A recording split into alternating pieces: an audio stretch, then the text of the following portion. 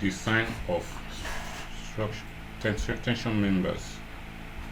Now, when we say tension members, I'm referring to members that transmit direct tension between 2 points.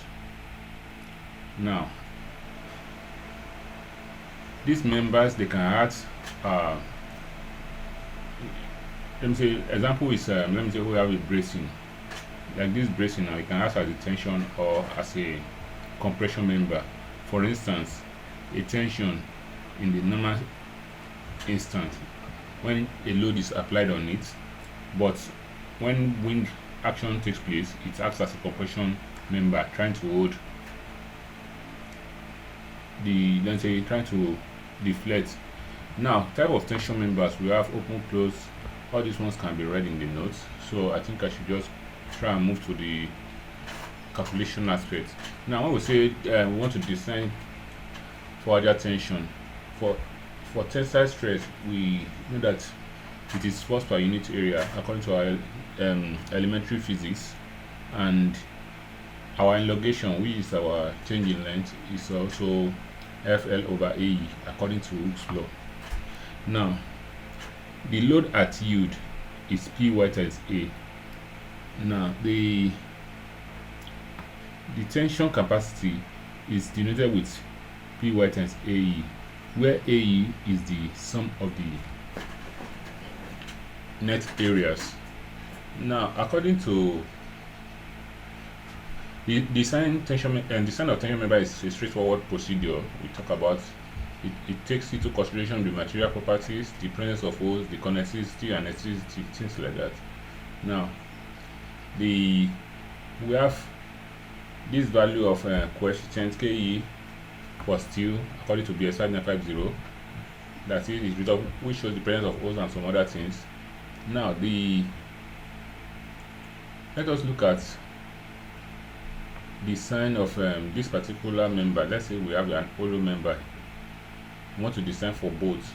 Let's consider this plate 100 by 150 mm, is 100 by 150 mm thickness, and is grade S275, and we want to use 20 mm diameter bolt. So the hole is 22 mm hole, so that it will accommodate tolerance for the bolts that we are including. Now, the gross area is also normally it's supposed to be 100 times 15, which is 1500. However, the net area we have to deduct we have to deduct the hole from it, which will now be this one minus this area for the hole, which is this. So this is the net area. Now, effective net area is equal to Ke times An, where Ke is 1.2 as shown upward, and this An is our net area, which gives us this. So our AE is summation of all our AE. So tensile capacity is equal to AE times Py now, which is equal to this. Now, for eccentricity, and say eccentricity is the where load is applied distance from the application of load towards the centroid of that particular member. So I think that one is straightforward. Let me go to Bouchard connection.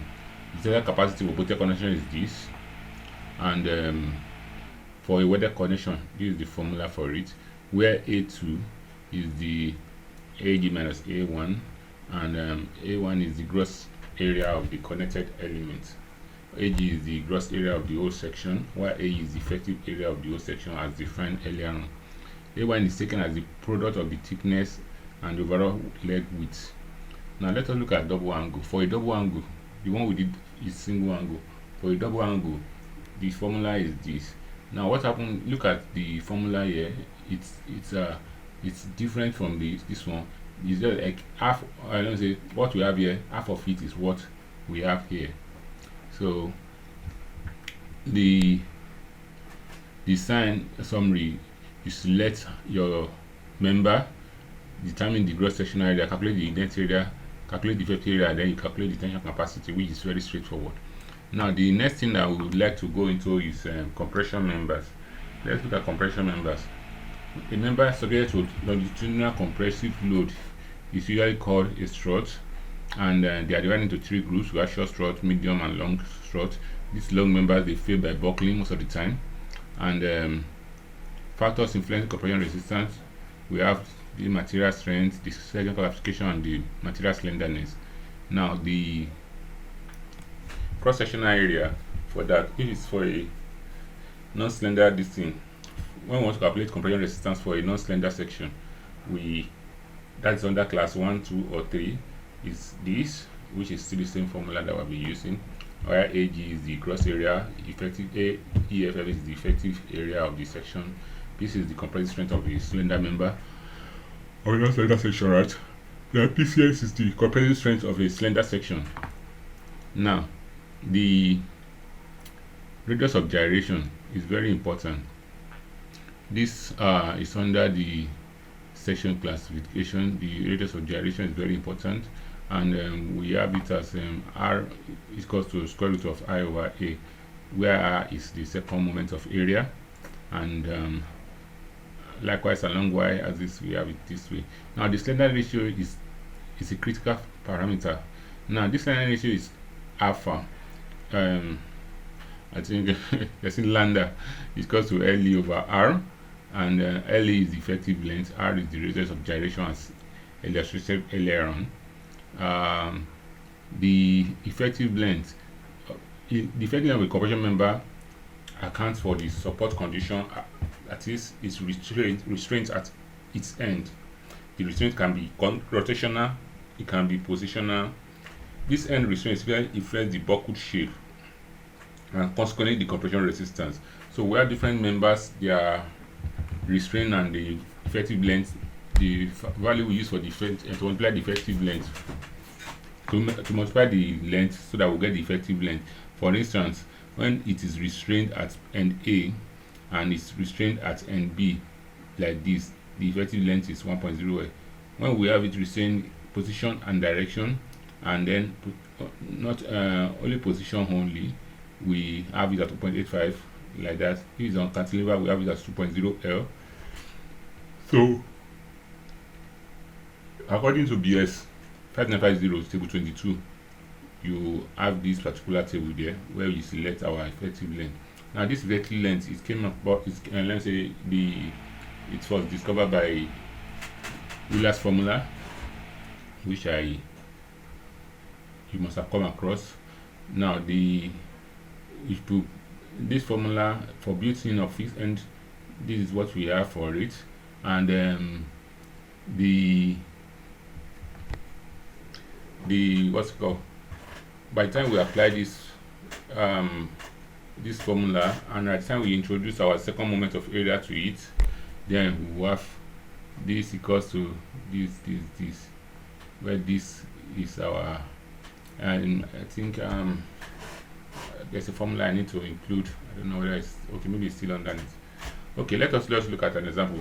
Let's say we have a pin-ended column in a building, and this pin-ended column spans 4 meters long and is subject to two forces, 350 kilonewton for permanent load and 300 kilonewton for variable load, that is the imposed load. Now how do we go about this? We determine the dimension and the suitable standard universal column section for this. Now let's say you want to design a column, and these are the loads that it's going to carry. The first thing, this example is treated using Eurocode and BS 5950. Now the design load under BS 5950 is that you apply 1.4 times dead load and 1.6 times imposed load, but under Eurocode it's 1.35 for dead load and 1.5 for imposed load. Now what we do is we just multiply this with our dead load, which is this. We multiply 1.6 times this, which will give us this. That's our first thing to do. So we have determined the design load. Now the next thing we go to is that we calculate the approximate area. Now the approximate area, this the approximate area is this our load over 100 times 10 raised to the power of 2. Now it's just an approximate area. We're trying to get an area for our column, and depending on the member size that we're trying to try, what I want us to do is we look at different members that we want to select, then we can use we can calculate the area based on that.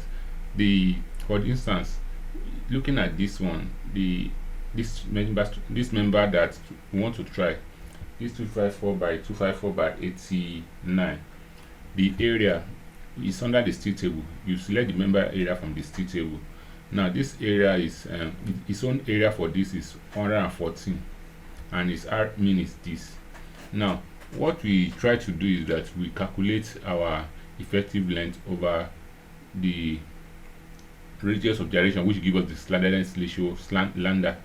Now the span given is 4 meters, so we have 4 meter over radius of gyration. The radius of the gyration we are using is the radius of gyration for the member we are selecting. So when we do that, we have 61.3. Then if it's under Euro code, it's just this is a formula. It is anytime you have it, you have this one, but there's another table you select for that. But let me focus on BS5950 because that's what we use here. Now there's a table from figure 8. Let me see my figure 8 here. Figure 8. Figure 8. Okay, I will still go back to that. Now from figure 8, there's a table. This table is where we select our compressive strength based on our slenderness ratio. I think I should produce the table here. Okay, yeah, from this table. Yeah, this is the table. Now, when we calculate our slenderness ratio, which is 1.3, we'll go into the table and go and select 61.3 to be able to get our PC. And now, it depending on what we are designing for, maybe it's A section, T section, polo section, or just illustrate this thing. But for this particular instance, we are designing an H section. We are using an H section for our member, universal column. So because H section is very good for compression member. Now what we just need to do is from this table we come to 61.3, 61.3, 10, 20, 30, 40, 50, 60, 61.3. Then we trace it up to particular member we want to use. Then when we get there, we now trace it and know how the value of our PC. So from there we get our PC to be around 190 something here. Is I think 198 here. So we know our PC to 198. Now we will now calculate the actual stress, which is caused to the load over the area of the trial section. Now the load we have is 970, and the area is this. The area of this is this now. So we look at the actual stress, which is this. Now since we know the actual stress will be 85 Newton per mm square, definitely the structure is safe, but not so economic because the actual stress is far less than half of the member section members compressive strength. What are we trying to say? That the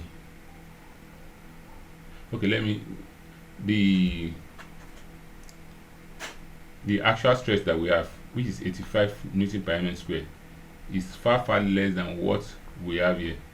So the something is safe, but it's not economical. When you have something that can withstand 198 and your actual one is just 85, that means it can take more than times 2 of that particular load. So we need to look at a member that can be lesser than that in dimension. So you can select this and you can see the area that we are trying this. You can try this and see what you will have in your calculation. So let me go to another column this time. Okay, maybe I will do that one in the next video. Let me stop this one for now. Okay, let me just check using Euro code, we'll calculate H over B is less than this.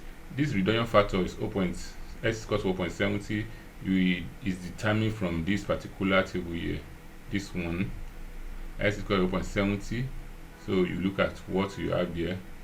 0.70 is here, so you come here 0.6, 0.7, and 0.7. So you have 0.7 for your value there.